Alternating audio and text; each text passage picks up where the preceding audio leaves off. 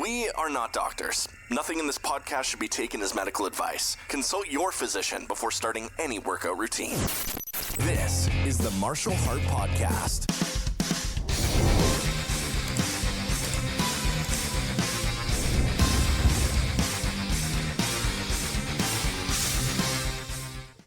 Hey, hello everybody, and welcome to episode 40.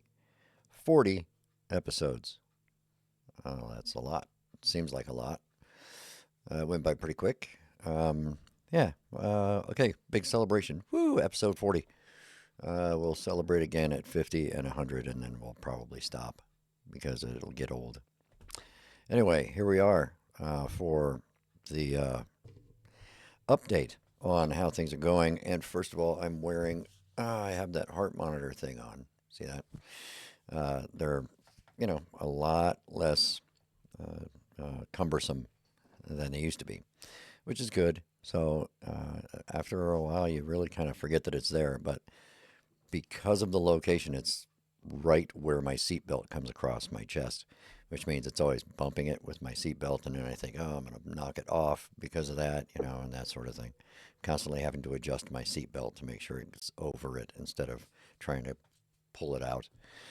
But other than that, it's not so bad. Apparently I have to change it at some point. Either the sensor or something. I don't know. I'm just following the instructions.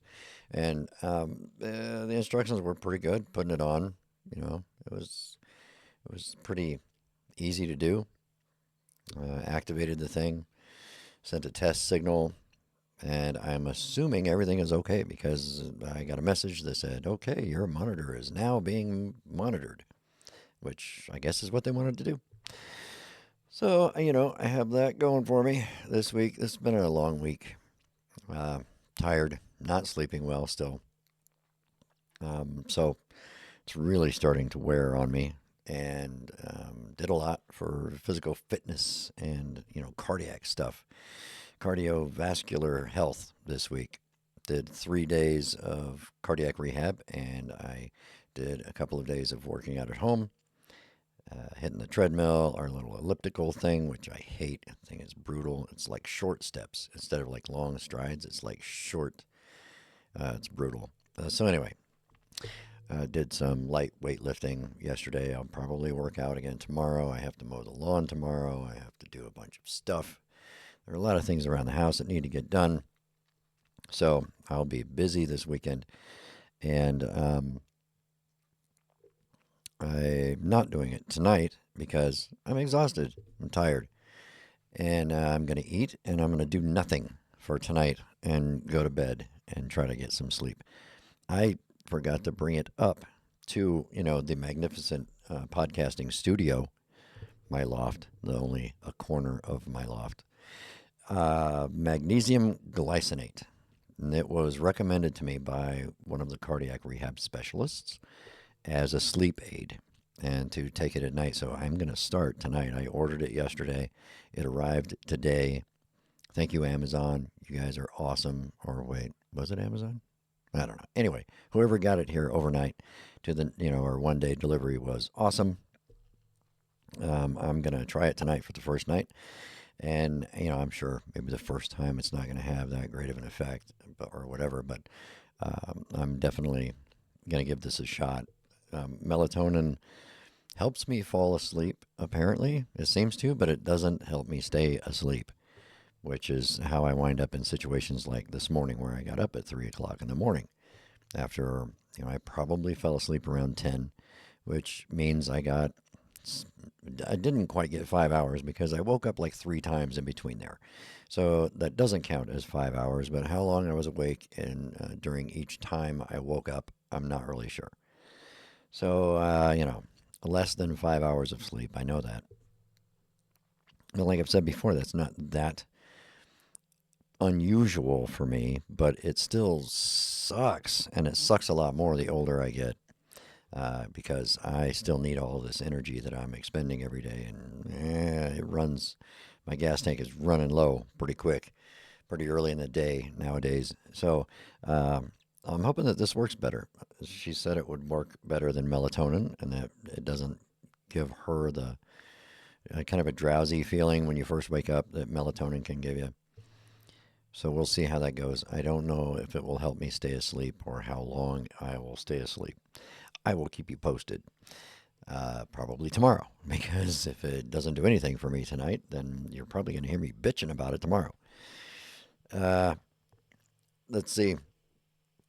No other medicine changes, though. I'm not doing anything. The proprion was right, the generic Wellbutrin, whatever it is. When I go back to the doc to see my family physician on Tuesday, it's on the list of things that I'm going to talk to him about, maybe weaning myself off of, because it's just another drug that I don't really need right now, because I was taking it for the smoking cessation. And since I, dramatically quit smoking when I had a heart attack, maybe I probably don't need it. Now I might need to like wean off of it instead of just dumping it. But I'm going to ask him about that. The cardiologist asked about that as well, that I should talk to my other doctor about getting off of that because it's not needed anymore because I already quit smoking. And I should be okay because I'm really getting, this whole nervousness about how many drugs am I taking and what's it doing to me. And they're making me go take all these liver tests and potassium tests and everything else. And I'm just starting to, well, if it wasn't, potentially harmful, why would they be so concerned about my liver enzymes and potassium levels and other things? So I have this paranoia that I'm just taking too many things, and really all I need are the blood thinners and the blood pressure regulating stuff, and that should be about it. I don't take it either. Everything else I take is for other things.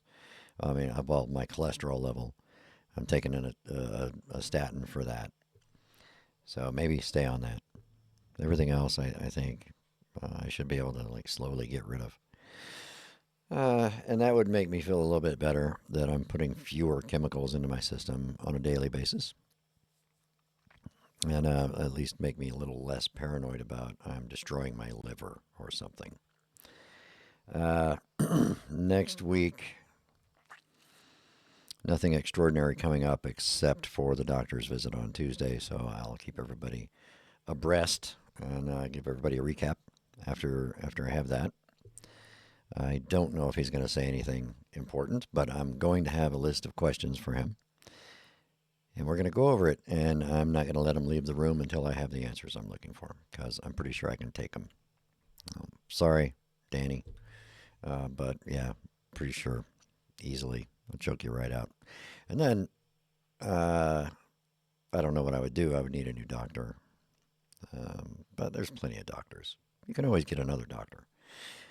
But I'm pretty adamant about going in there with a physical list and going down this list so that I don't miss anything. So this weekend I'll probably be composing this list. Sit down with my wife and we'll have every question she has and every question I have, and we'll, compile it.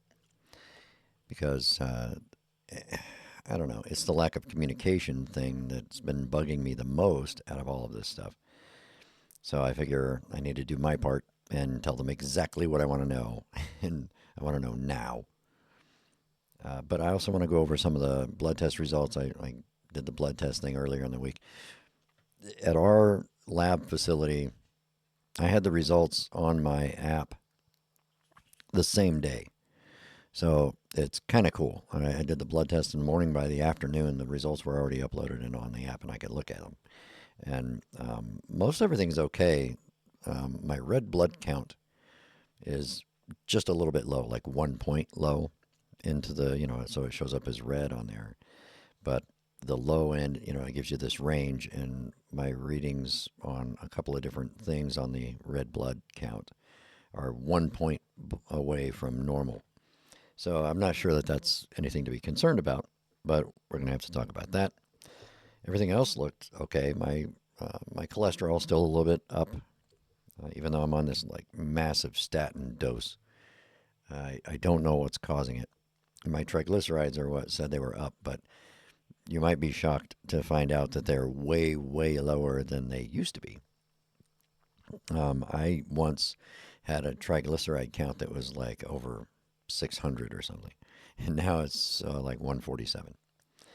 And so that's a massive improvement. My triglycerides and my cholesterol were fine when I was doing a keto diet, which is weird. So, but I also cut out all of the sugar out of my diet. I wasn't doing any added sugars. Anything that I had that had sugar in it was going to have to come from like fruits or something. So that's probably why it was so low. But I don't know. It's creeping up. Just the triglycerides seem to be up a little bit above what they want. So we're going to talk about that. But I don't think you can give me a larger dose. It's an 80 milligram dose of atorvastatin. I don't know if they can do a larger dose without killing you. Not really sure. I guess we'll find out. Let's see. Nothing else. Nothing else is happening.